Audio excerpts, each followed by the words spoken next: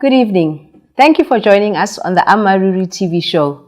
I am your host, Sharon Mokhokhwane. Today on the show, we will be talking about the effects of divorce.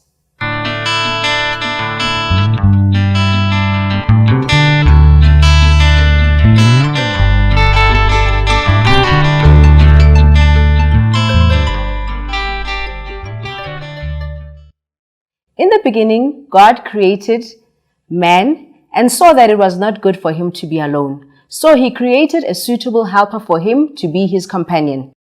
We see also in the days that we live in that a man gets to a point where he is lonely and he seeks a companion to share his life with.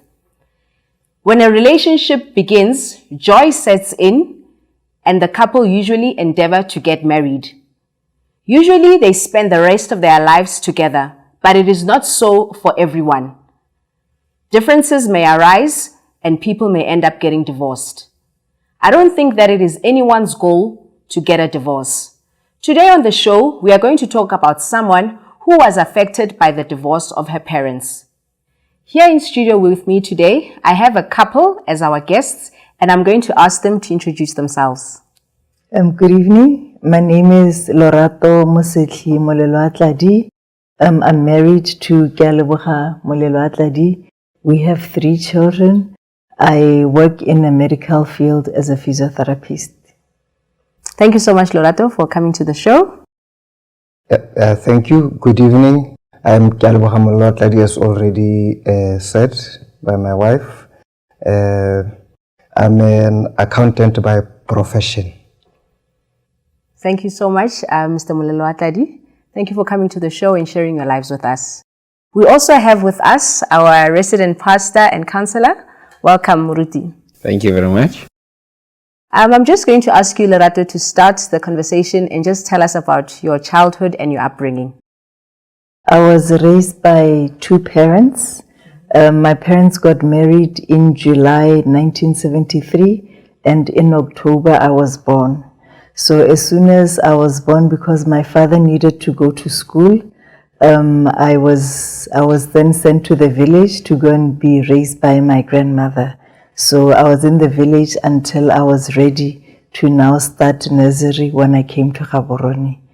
And my father finished school, and then I also started school in Gaborone, and I was raised by 2 parents. Okay. Mr. Molelo Atladi, what was your childhood like? I grew up in a rural setup. It was, I would say, more of a farm. At some point, I was a head boy and then went to school up to primary, and then came to Gaborone to do my secondary and my university. Okay, so in your home, were you raised by both your mom and your father, or your grandparents? Yes, I was raised by my mother and father until late in the years when there was the disintegration, and then most of the time we were left with my mother. Oh, okay. And Lorato, what differences did you experience when you moved from the village to coming now to stay with both your parents in Gaborone? Because by the time I moved, I was about 5 years old and still a child. So in terms of, certainly being in Gaborone, you're in a town and things are different. You're going to private school. But what my parents always made sure happened was all holidays were spent with my grandmother. So, and then Hakeloko Haye, I was responsible for in the morning, milk the goats for the morning tea. Mm-hmm. Okay. And the environment between grandmother and now the parents, was it the same?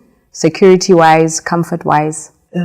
In terms of, yes, I would say it was, because even my grandmother, she wasn't a single parent. My grandfather was alive, and in Gaborone, I was having both parents. And my grandmother, she provided well for us. Okay. All right.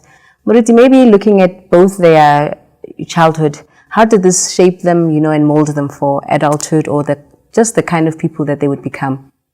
Yeah, I must say, from Lorato's side, what she has shared so far seems healthy. There doesn't seem to be something that is worrisome. It seems when her dad went to study, did he go abroad, somewhere far to study? Yes, he did. Yeah, she had to stay with a grandmother who was more like a mother to you, and also the grandfather was there. So the family setup still was okay because there was a mother figure and a father figure in the home. From the husband there, you can hear that he was also raised in a mother-father setup, but it seems there were some problems along the way, and so he ended up being more with the mother than the father. Usually those kind of setups, they do set us up somehow for some things that may not be desirable in our future families. But Lurato, family-wise now, having both the mother and the father, what was your experience, in your family and the relationship between your parents? What did you observe? What was your view of their relationship? In my preteen years, for me, everything was normal because that was the only family setup I knew.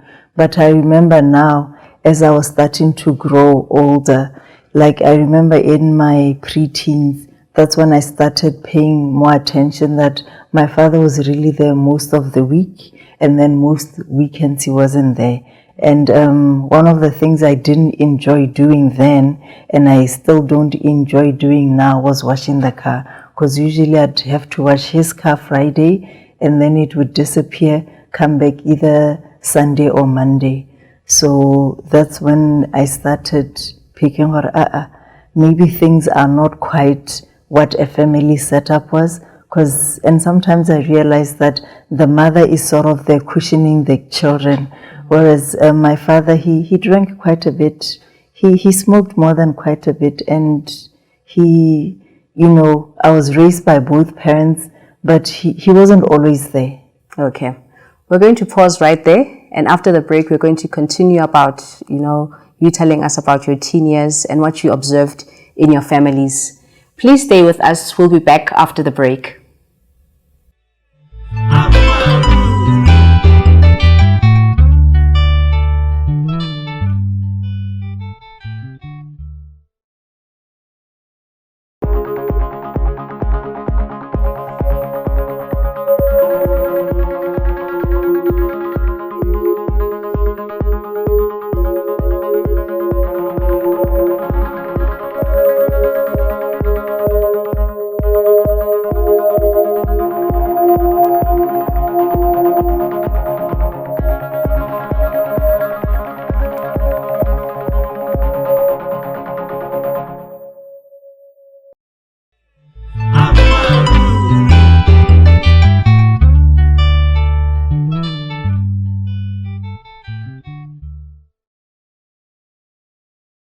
Welcome back to the show. We are talking about the effects of divorce. Lerato, before the break, you told us about being a teenager and now starting to realize that your father was away most of the weekends and that some things were not at ease. Can you tell us exactly what it is that you observed? I think in retrospect, it possibly now started when I was in primary, because in primary now, I remember my parents had separated. It was then the kids was just me and my brother, and we had to move to White City. So I know what it's like because previously we had stayed in Ketlare suburbia kind of places, and we stayed there for about 9 months, and the parents, my parents reconciled. So, and with my father not being there, it started to dawn on me, is this what a family setup was? But around the same time I was doing Form 2, preoccupied with my schoolwork and holidays. So as much as things were not quite, I didn't have time to dwell on it, because I grew up and some things it's none of your business, or it's not child's play or child issues. So I sort of got on with my life, but sort of sometimes picking when it's school report, usually my father doesn't come. It was mostly my mother, but the one thing that he always did, he'd make sure the school fees was paid. But what led to the separation? What do you think? And being the firstborn child, didn't your mom sort of vent out everything onto you and maybe burden you with all of that? No, I didn't feel burdened because I had my grandmother cushion, my maternal grandmother cushion.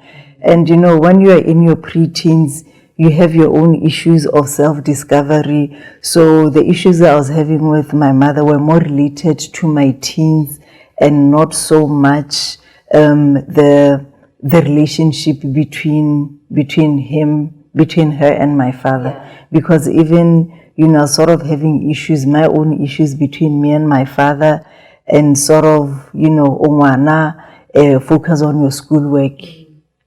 So that worked for you? Yes, and it worked for me. Yes. And Keleboga, when did you get to meet Lorato? At what point in her life?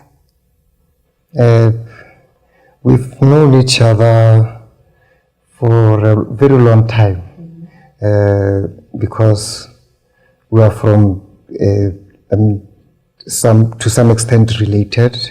So I've always known her, but not, I would say, much contact. I would say contact became when maybe she was doing her university abroad. That's when maybe to some extent there was that. But when she was also working, that's when we really now started coming together. Oh, okay. So it was much later on. Yes. In your life. Mm. Oh, all right. And then, did you see anything amiss? Was she, someone, a friend or a child whom you could see whenever she would come back home to the village, that something could be wrong, in Gaborone, or she was just normal to you? She was normal to me, but we had some differences in terms of how we looked at things, because I sensed that she was the type of a woman that if you rub her the wrong way, you will regret. Mm. But I kept on trying to, befriend her. Yeah, and also try to say to her, that's not how, you should interact with people. Mm. People should accept you. People should not be not knowing how they should treat you. They should be able to step on your toe and nothing should happen. Mm. So, but I would say that took a very long time. Yes. For her to slowly cool and then be the woman that she is today. But there's still some remnants left today. Okay. Was she just like a fighter, always ready to fight, kind of? Yes. And too urban, maybe? Not really, because like she said, there was some form of, rural, so the urban life in her, now I wasn't seeing. I was just seeing her, she's a woman, who grew up in town, but has also the rural background. But that's what I'm saying. What was, I would say, affecting her, at some point I said to her, look, our backgrounds are more or less similar, but it's about how we cope. And there was a time when I used to say to her, she needs to be a survivor.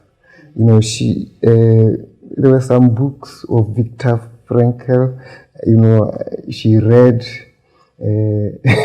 and other books. After reading them, she would say, yeah, these are quite, good. But I said to her, I don't expect you to change overnight. This is a process, and it is about you. I need not put you under pressure. Even me, I know I have undesirable, yes. So yeah, that's how it is. But I mean, she's accepted mine, which she most of the time accused me of, and I've accepted hers. But I've seen her change. Yeah. Okay. Muditi, can you just talk about their socialization, the rural-urban socialization, and also, her father maybe being, difficult sometimes, and maybe her pointing it out and then being told horo ungwana, but at the same time, going to these schools where they're taught to assert themselves. What can you say about her socialization? Okay, I would say there's something that I picked in what she said about the fact that it is clear from her childhood that there were some issues in the family, her mother and her father. But for some reason, I think the parents dealt with it very wisely because it was not in their face. That's why she would have, discovered it quite late in her teens as she began to understand how people relate. And so I must say that I commend the parents in that regard. I think the other issues we can talk about them at a later stage. We are going to continue about this riveting subject after the break.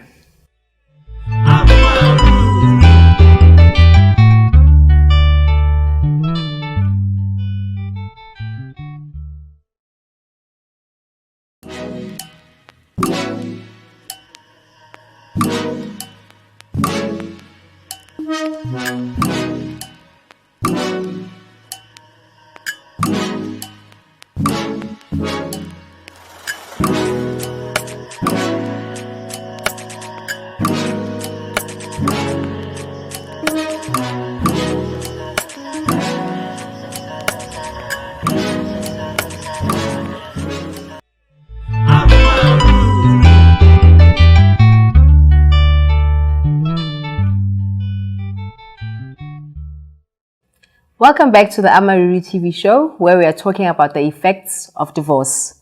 Lorato, you spoke about the changes that you saw in your early teens. What happened later in your late teens? As I went into my late teens, then between me and my father, there were more rifts in our relationship. I remember my father to put me in order. He bought a shamboko just for me. And being as strong-willed as I am, I decided, no shambok is going to touch my body. And what exactly was he putting you in order for? I think he felt I wasn't respecting him because as a teenage, the misdemeanor of a teenager, I really wasn't into that. And then with the shambok issue, we ended up, now the shambok has to descend on me. I don't remember exactly what happened. Then I ran away. I'd run away for 2 days. And in those 2 days, during the day, I would come by Kuala Ping just to come and check the coast. And at that time, I understood from the helper, my mother was very worried and she really wanted me to come home. And I did come home. And when I came home, a meeting was convened where at that meeting it was myself, both my parents, my grandmother, Bo Mamoholo, and 2 other adults. In my view, the meeting was convened to understand what is going on between me and my father. Why did I behave that way? And to my disappointment at the meeting, I was asked, where had you gone? And I had to explain for those 2 days where I was. And I did explain, in good faith. And then after that, each of the adults took a turn rebuking me. I was actually very upset about it. So they had thought that, just gone. I think it was more trying to contain the adult issues because by then my parents, they were really having issues in the marriage. And it was like, let's try and contain the child. And even were you talking about those issues? No, they were not. They weren't brought up. It was, this is how a child should behave. We do not expect that kind of behavior. But in terms of what happened, which is what I had hoped for, that was never brought to discussion. And I think part of it was like, let's not ruffle feathers. Let's just keep some issues at bay. And from that meeting, I vowed I will never allow myself to be in a position where a family meeting is convened and it's discussing my issues. Because in my mind, if that's how those meetings are held, clearly those meetings are not for me. I'm sure you're quite intimidated with so many adults. I wasn't intimidated, I was upset that I felt adults that are there to be neutral, but they all seem to be siding my father, even my grandmother, who had always been my greatest ally. And there was another incident where, my father was driving me to school. I was doing A-levels in South Africa. It was like, okay, I'm going to educate you. After I finish Form 5, and now you're going to do A-levels in South Africa, so you don't have 7 months waiting to go for TS. Well, now you're going to do A-levels. After A-levels, then you can go and do your TS. So while my father was driving me to school in South Africa, he was driving so fast. I was convinced he was trying to kill me, not us, just kill me. I was so scared, I actually ended up in the headmaster's office writing a letter and saying I don't feel safe in my father's company. Writing a letter addressed to? To the headmaster. Okay. And then, since I was in boarding school, it was only my mother and Ramholo and Mamholo who were allowed to take me out of the school premises. And then, because what I was feeling, definitely the rife between my parents, had really grown. And I felt I was just caught up in the whirlwind and I couldn't understand why and how. And I almost failed my A-levels, at least by my standards.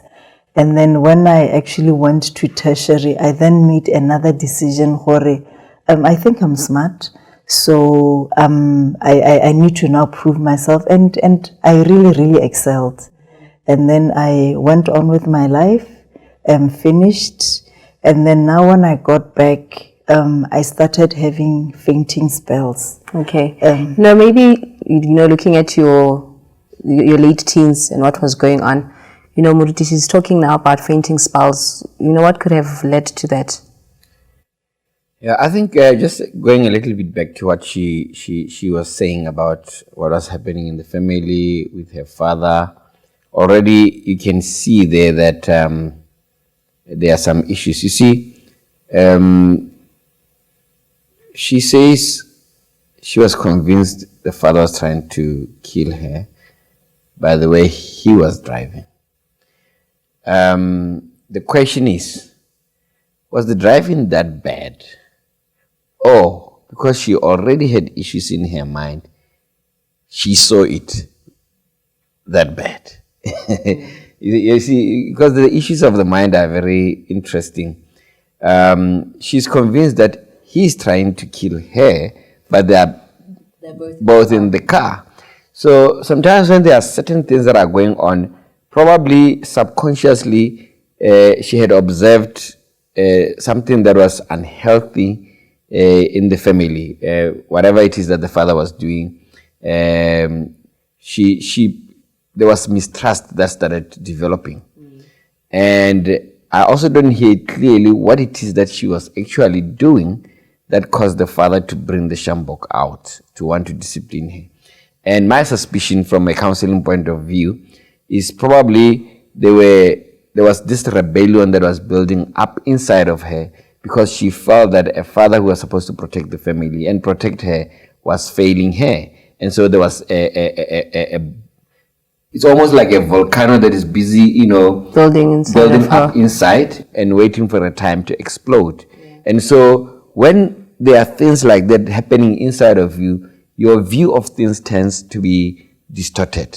Yeah, so the driving may not have been as bad, but because already she had trust issues, she thought that it was that bad. Now, going to the fainting spells, it is that volcano now when the pressure has built up for so long, that now she crashes somewhere along the way. A lot of resentment. I think you just resented him a lot. And also, now that I remember when I turned 21, I made a decision to disown my father.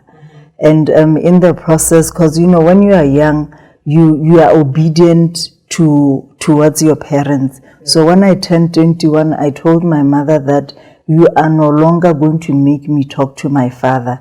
If I have something to say, I will tell him myself. And then I called Bo Mamaholo and told them the same thing.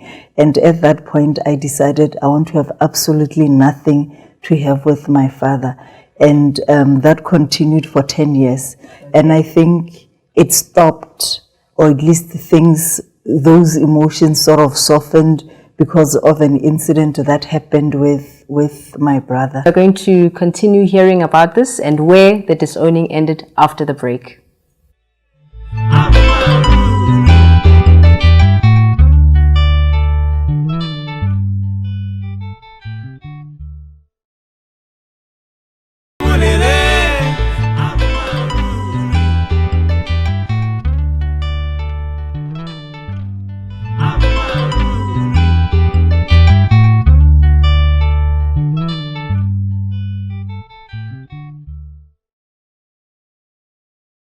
Welcome back to the Amaruru TV show. We are talking about the effects of divorce. Before we went on the break, Lorato, you spoke about how you had disowned your dad. Muruzi, how does a child come to that point when they want to disown their own parent? Yeah, I think when children see a lot of wrong that is done, you see, parents are people that are supposed to have the first authority in our lives. And so we expect a lot. Children tend to brag about their parents, especially their dad. My dad is the strongest. My dad can beat your dad. My dad this, my dad that. You know, there is something about a father figure that a child wants to be proud of. And so when fathers fail the children by doing things that children do not expect, instead of that love and admiration, the resentment tends to set in. I mean, you must think about it. Children want to have their fathers as part of their life. So for a child to turn around and say, I disown my father or my parent, some real damage must have happened that is inside. And I think in her case, it seems like a lot of damage was happening as she was growing up. The parents, yes, the elderly people were trying to cushion it, but it seems like it was just going on, and the pressure was building, and that is why at this point she will want to disown her parent, which is totally different, which is unnatural, I must say. You know, where did you end up with that, Lorato? How far did you stay without communicating with your dad, and what brought you together again? I managed to disown him completely for 10 years. Until my brother had an emotional meltdown. It was my brother immediately after me. So I'm extremely overprotective over him. So I took it upon myself to seek help for him, only for my father to be called to the meeting. And then this meeting, it wasn't a family meeting, it was a social worker at Red Cross. And then that sort of started breaking, I don't know what to say, melting the ice just a little bit. What caused him to get to emotional breakdown, your brother? I think because he was the one who would take most of the I would say the beatings from the divorce, because I was very clear there are certain things that I would refuse to do. Because he's such a peacemaker, it was easy for him to take on so much. I think he just exploded where it got to a point where it was too much for him. Okay, when did the divorce actually take place?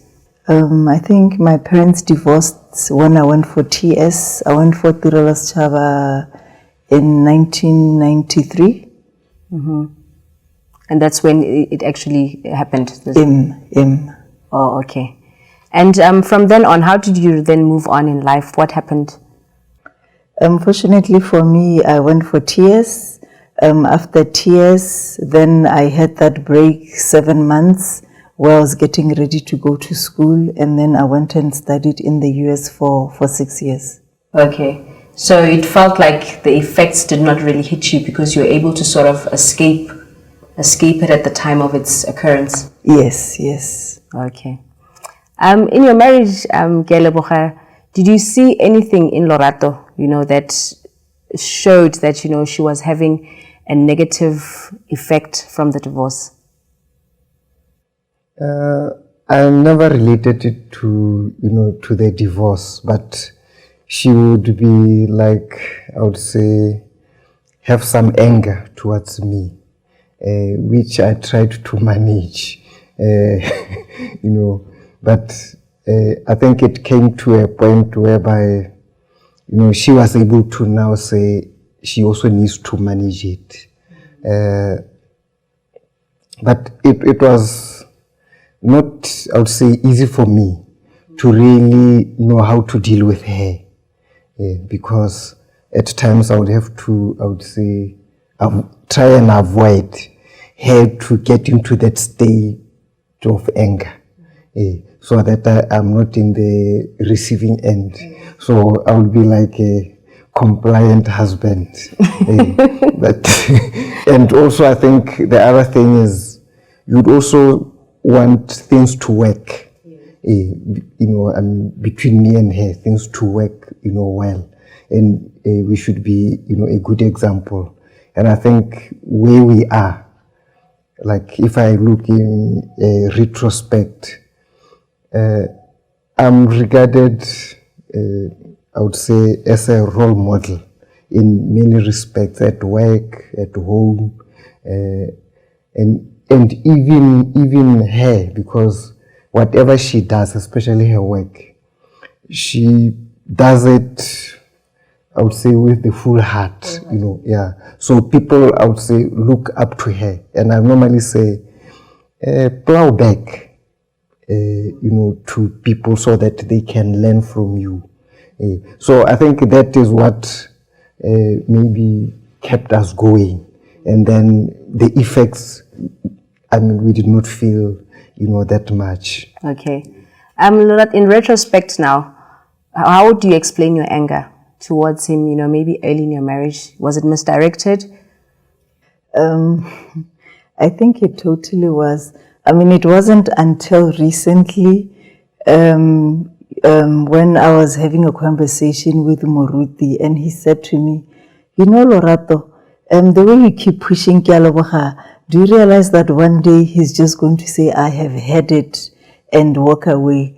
And for me, that was a wake-up call, because when I then reflected, I realized that I had channeled a lot of my anger towards him.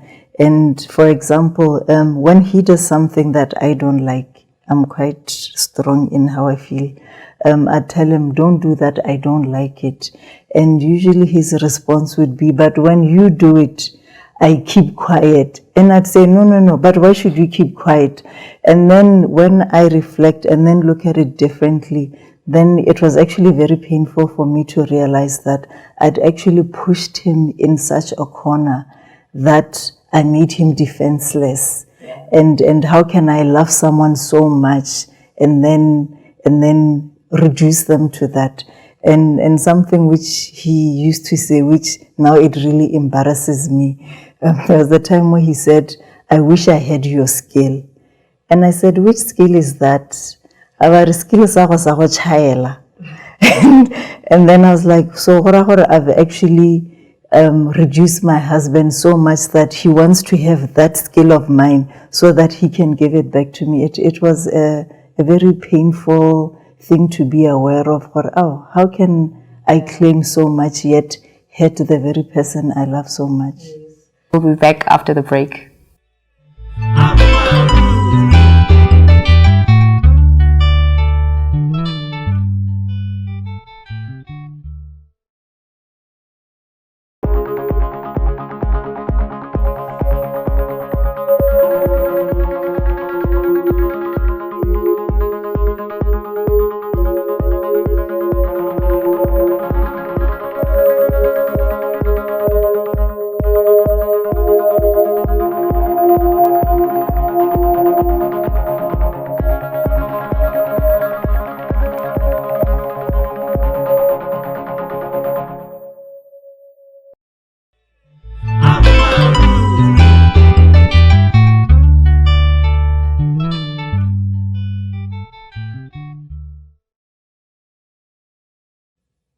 Welcome back to the show. We are talking about now your Muruti, their setup, their personalities. Can you maybe just analyze that for us? Yeah, I think when you look at her, and what she was doing unaware, and you look at what the husband was taking, it seems the husband had decided that, you know what, this is my wife, I'm going to support her, and I'm going to take in whatever it is, or pain or suffering. It almost reminds me of what Jesus did for the church. You know, he suffered for the church, he was crucified for the church, he was suffering more for the one he loved. Yes. And I think that's what kept the marriage going the longest time. And because he was compliant according to his word, she didn't see exactly what she was doing. And for me, as somebody who was talking to her, I kept on hearing what she was doing, who she was, and that is why I said to her that, you know, one day, because I know in cases like that, somebody can keep things inside for a longer time, and at some place then they will get tired because they have carried so much for so long. And so I think it was in his character that he's able to absorb a lot more, probably because of his love for her, but also probably because he's a peacemaker. Naturally, he's not a fighter. If it was another man, no, this was a good setup. The word of God says, "Blessed are the peacemakers," and we see that this has brought peace. So, how did you then realize that you need to get help and start getting the help, Lorato? I was actually very privileged to have Muruti as my patient.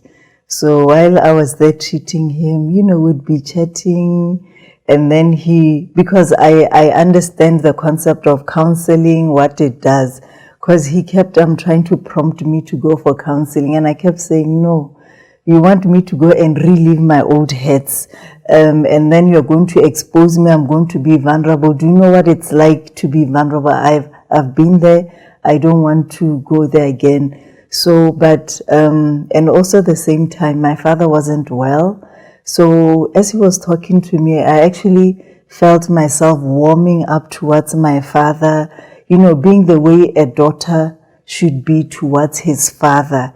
And, you know, and then eventually he said, Nare, wahubukaling session. and that really prompted me to seek the help that I need to forgive my father and to be at peace with my father. But it wasn't an easy decision to come to. Yes. So whilst you were giving him therapy, you're also getting therapy at the same time. Yes, and for the price of one. Yeah, I must maybe come in there to say, when I met Lorato, she was a very fortified city in many ways. She had built walls around herself. She had come to a place where she knew that she was hurt and she had to protect herself. So she had a very certain way in which she did things, and she wasn't ready to go back to her old wounds, because that will, you know, the security that she had found in the walls that she had built will crumble.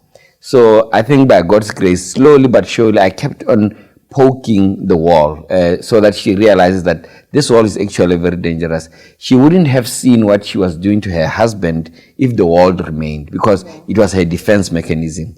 Many times when there are some things that are painful, we want to protect ourselves from more pain. But the same wall that we are building to protect ourselves from more pain is the same wall actually that stops true love from flowing in.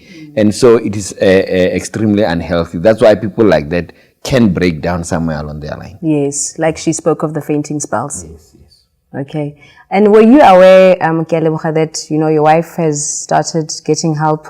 Did you see any changes? Was she open to you about it?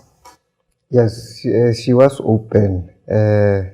But I wouldn't say that much, because I think because it was taking place under patient therapy relationship. So she wasn't, diverging much, but only to say, no, there's, Muruti Mokwane, he counsels, I think, I need to, enroll for counseling. He's saying that, counseling can, assist. But even me, I was trying to get from her, how will it assist? but I wasn't getting, that much until she, attended it. And then I could see now she's not necessarily a different person, but how she approaches things, it's much, different. I think she's more now, self-aware of, her actions. What are the consequences if she does that? Unlike in the past where she would just jump at you without really saying what will be the consequences. So I think to a large extent it has helped her discover, herself. Yes. And how was it for you? Sometimes there's a pride factor in us where, you now had to come to him and maybe apologize, change some of your ways. Did you find that pride stood in the way of you as you moved on in life? As I was starting to deal with my issues, I started realizing that it's very difficult for me to receive a compliment. When someone gives me a compliment, I feel I'm unworthy of it. And then I found it very difficult to say I'm sorry. Muruti had to teach me to say I'm sorry and mean it. So saying I'm sorry was very difficult because sometimes he would say, did you say I'm sorry to the children for what you did? And I'll be like, I'm sorry to the children for what? So it wasn't easy for me to, to be, for lack of a better word, to be more subservient. Yeah. It's amazing how, your parents had treated you with that baholo attitude, but now you are also sort of reciprocating it to your children. We are going to come back after the show and find out more about Lorato's healing process and her restoration.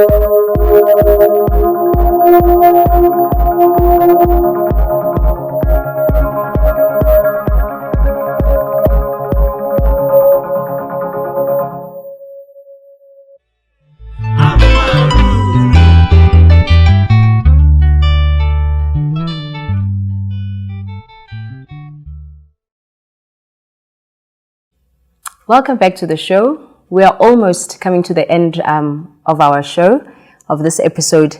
Lorato, you spoke about, how your dad was not well when you started to get help. How did then your relationship with him end up? Were you able to reconcile? I was able to reconcile with my father, and unfortunately he left us.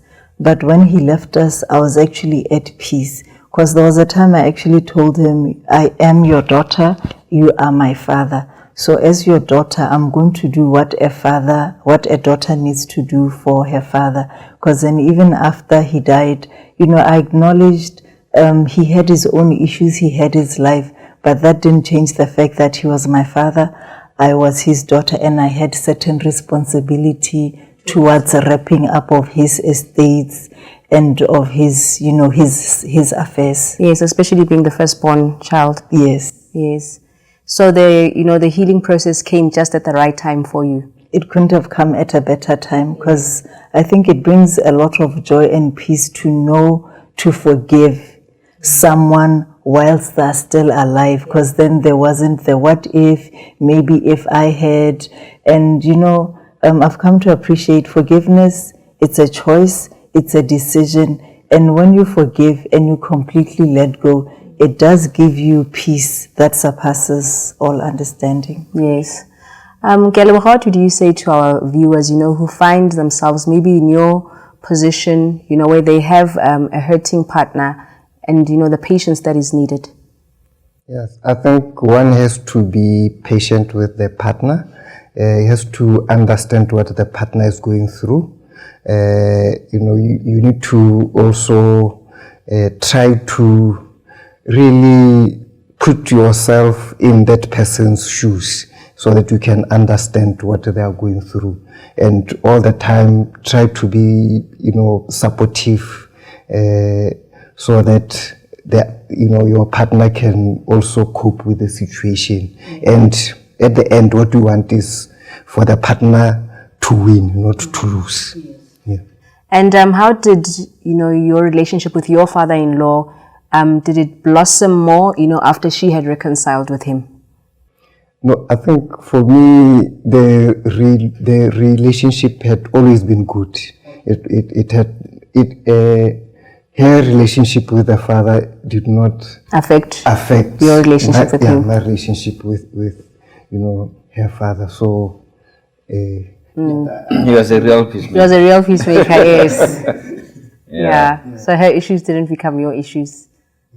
No, I think her father knew that I was like maybe a supporting pillar, to her, So I think that's what, because I think, like she said, at times I'll be the one that will be interacting with, her father. More than her. Yes, I mean during that time. Yeah. Okay. Muruti, just looking at their story and, what they've gone through, how would you encourage our viewers concerning this matter? Yeah, I would say to our viewers, it's very, very important that we understand that we are broken. We live in a world that is not perfect. There are some bad things that has happened, and not only to us, but even to our parents. And sometimes our parents' brokenness actually will affect us.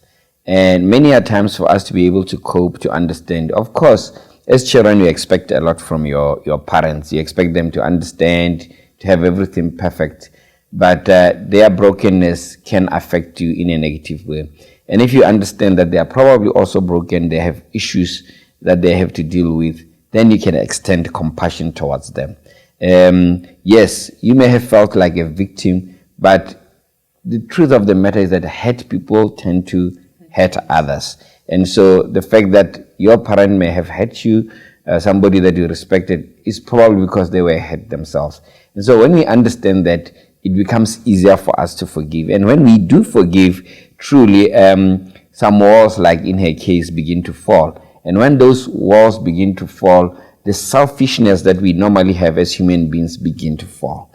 And when that selfishness falls, we begin to see other people also that, as much as I need love and people to understand me, I also need to love the other people and for them to understand, for me to understand them.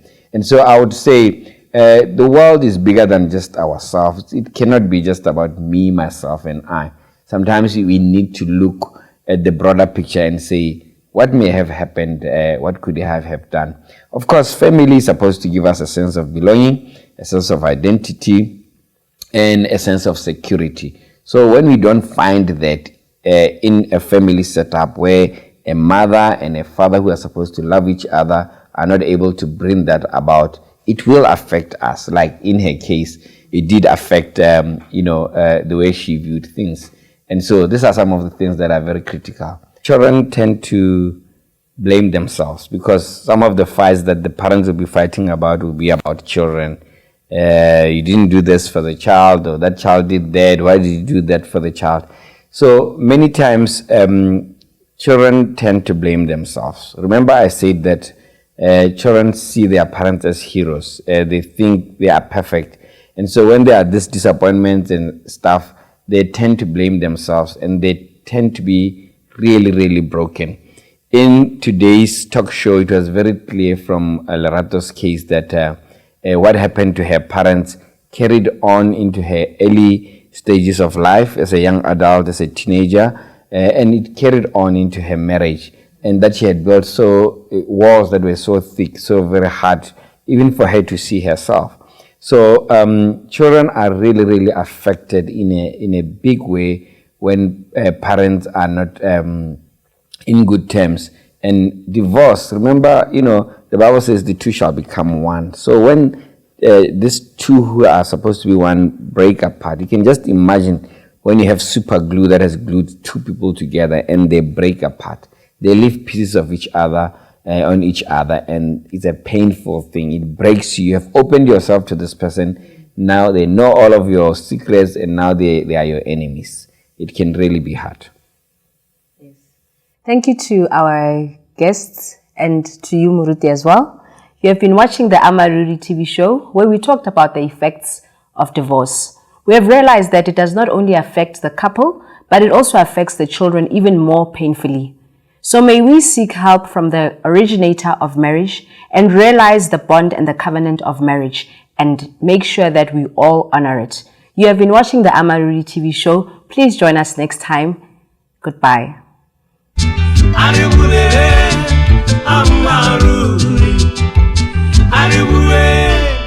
Amaruri.